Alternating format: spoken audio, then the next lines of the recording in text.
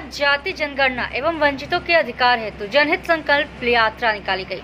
यह संकल्प यात्रा सरदार सेना के राष्ट्रीय अध्यक्ष डॉक्टर RS पटेल के नेतृत्व में निकाली गई, जिसमें बतौर मुख्य अतिथि अपना दल क की राष्ट्रीय अध्यक्ष कृष्णा पटेल रही। सर्वप्रथम माता कृष्णा पटेल जी द्वारा सिंघोरी वीर में अंबेडकर जी की मूर्ति पर माल्यार्पण करते हुए संकल्प रथ यात्रा को झंडी दिखाई गई। इस दौरान समाजवादी पार्टी, अपना दल, सरकार, सेना समेत कई पार्टियों के लोग उपस्थित रहे। यह संकल्प यात्रा सिंघोरी वीर से होते हुए लखधरपुर शेखुपुर के मार्ग से जमालापुर होते हुए मड़ियाहू की ओर गई। यह संकल्प रथ यात्रा पूरे पूर्वांचल में जाएगी, जिसका उद्देश्य जाति जनगणना एवं वंचितों के अधिकार हेतु एक संदेश देने का प्रयास किया जा रहा है। इस दौरान मौजूद रहे अपना दल का वाराणसी मंडल उपाध्यक्ष अनिल पटेल, जौनपुर जिला अध्यक्ष सुनील पटेल, विनय सिंह झगड़ू, सरदार सेना के जिला अध्यक्ष अरविंद पटेल। बुलाइए। हाँ मैडम, ये जो जनसंकल्प यात्रा निकल जा रही है, इसका उद्देश्य क्या है? इसके देखिए RS जी को बुलाइए ना। इसके जी बताइए। RS जी है ना। जो जनसंकल्प यात्रा निकल जा रही है, इसका उद्देश्य क्या है? देखिए, एक ये संकल्प जो हम लोगों ने लिया है जी, उस संकल्प का मुख्य उद्देश्य है कि जो समाज के वंचित लोग हैं उनको भागीदारी दिलाना है। उसके जो सोपान हैं, 5 चरण हैं, उसमें पहले चरण में है कि हमको सामाजिक एक जनगणना करानी है जिसमें जातिवार गणना हो।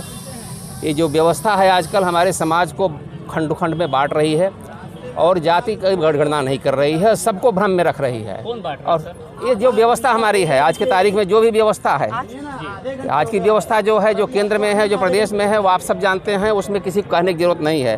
हमारी लड़ाई व्यवस्था के खिलाफ है, किसी व्यक्ति के खिलाफ नहीं है।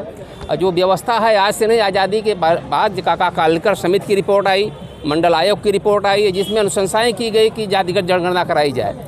पिछली बार हमारे गृह मंत्री ने घोषणा किया 31 अगस्त 2018 को कि हम जातिगत जनगणना कराएंगे 2021 में, और 2019 में सत्ता में आते ही इनका रुख बदल गया और इन्होंने कहा कि जातिगत जनगणना नहीं कराएंगे। इसलिए कि समाज के बहुसंख्यक लोगों को उनकी आबादी और उनकी संख्या को छिपा करके उनके हक को छीनने का जो षड्यंत्र है और उनमें आपस में लड़ाने का जो षड्यंत्र है, हम लोगों का उद्देश्य यह है कि जातिगत जनगणना हो और जातिगत जनगणना के बाद जिस जाति की जितनी जनसंख्या हो उसके अनुपात में उसको हिस्सा मिले। जनसंकल्प यात्रा जो निकाली गई है, जी, कहाँ से कहाँ तक जाएगी? ये प्रथम चरण में 20 जनपद में जाएगी और इसमें पूर्वांचल और मध्य उत्तर प्रदेश के बहुत सारे जिले हैं।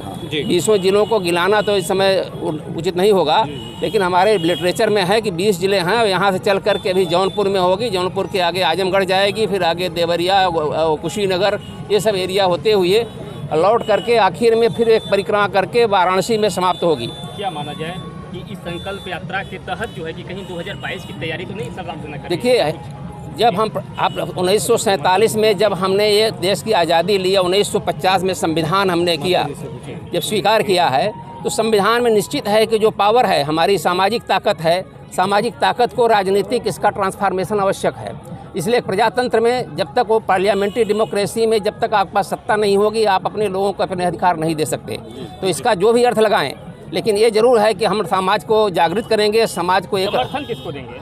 हम समर्थन कुछ नहीं, हम समाज को जागृत करेंगे, समाज को चेतना पैदा करेंगे। समाज को और लोग भी आए हैं, हाँ, तो किसको समर्थन आप करेंगे? ये समर्थन करने के लिए हम किसी के पेड़ नहीं हैं। हमारे जो है सरदार सेना के जो क्रांतिवाहक हैं, ये RS पटेल खुद बताएंगे, लेकिन हमारा जो सूक्ष्म रूप में है कि हम समर्थन जनता को देंगे और जनता से समर्थन लेंगे, जितना जनता में चेतना पैदा करेंगे और जिस दिन समय जनता में ये चेतना पैदा हो जाएगी, अपने आप विकल्प तैयार करेगी और जिन लोग हमारा हक छीन रहे हैं उनका हक छीन करके जनता के जो सही नुमाइंदे हैं उनको चुन करके दिल्ली और लखनऊ में भेजेगी, जो सबको उसकी भागीदारी और उसका हक देगी। जी,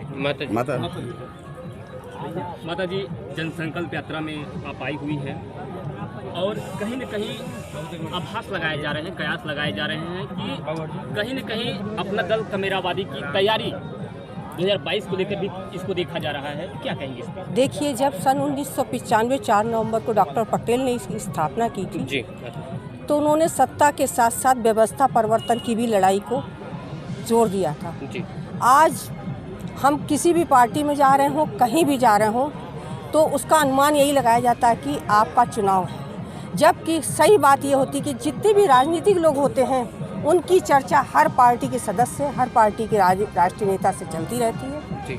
कहाँ जाना है, कहाँ नहीं जाना, ये फैसला तो समय आने पर आपको पता चलेगा। लेकिन हम सत्ता के साथ साथ व्यवस्था परिवर्तन की लड़ाई को 95 से लड़ते चले आ रहे हैं, आज भी लड़ रहे हैं और आगे भी लड़ते रहे। चर्चाएं हैं 2022 के चुनाव को लेकर, कयास लगाए जा रहे हैं कि कोई न कोई पार्टी किसी न किसी से गठबंधन करेगी, मगर अभी तक खुल की बात नहीं आई है कि अपना दल कमेरावादी किसके संग गठबंधन करेगी 2022 में। ये देखिए गठबंधन का दौर है, तो सभी राष्ट्र नेताओं की आपस में चर्चा होती है। मैंने पहले भी आपसे कहा था और आज भी हो रही है, और खुल के जब समय आएगा खुलने का तो आपके सामने वो चर्चा आ जाएगी, प्रेस वार्ता के माध्यम से आ जाएगी, पत्रकारों के वार्ता से आ जाएगी और नेताओं के वार्ता से आ जाएगी। इसलिए उसको अभी खुल के क्या बताना है, कोई पुख्ता बात ही नहीं है जी। लेकिन फिर खीरी में जो हुआ है जी, कहीं न कहीं किसान आज जो है कि रेल रोको आंदोलन भी कर रहे हैं, पूरे प्रदेश भर में हो रहा है। हाँ जी। इस पे क्या कहेंगे मैडम? देखिए किसानों के साथ जो हो रहा है वो उनके साथ सच्चाई की लड़ाई हो रही है। वो लोग अपनी लड़ाई को सच्चाई से लड़ रहे हैं, क्योंकि उनके साथ अच्छा नहीं हो रहा है। और रेल रोड़ों क्या उसके साथ हम भी उसका समर्थन करते हैं। किसान के हम बेटी हैं, किसान के साथ समर्थन करते हैं। वो जिस आंदोलन में खड़े होंगे हम उनके साथ खड़े हैं। ऐसा कयास लगाया जा रहा है जी कि 2022 के आगामी विधानसभा चुनाव में आपकी पार्टी से समाजवादी पार्टी की से गठबंधन होगा, ये कहाँ तक इसमें सच्चाई है? जब गठबंधन होगा तो वो बाकायदा प्रेस वार्ता होगी, आप लोग उसमें उपस्थित होंगे, वो आपके सामने सच्चाई खुद आ जाएगी। होगा तो, नहीं होगा तो, उसको आज बताने की कोई ज़रूरत नहीं है। वो तो उस दिन आपको प्रेस वार्ता के माध्यम से सभी दल के नेता मंच पे होंगे तो आपको पता चल जाएगा। जी बहुत बहुत धन्यवाद।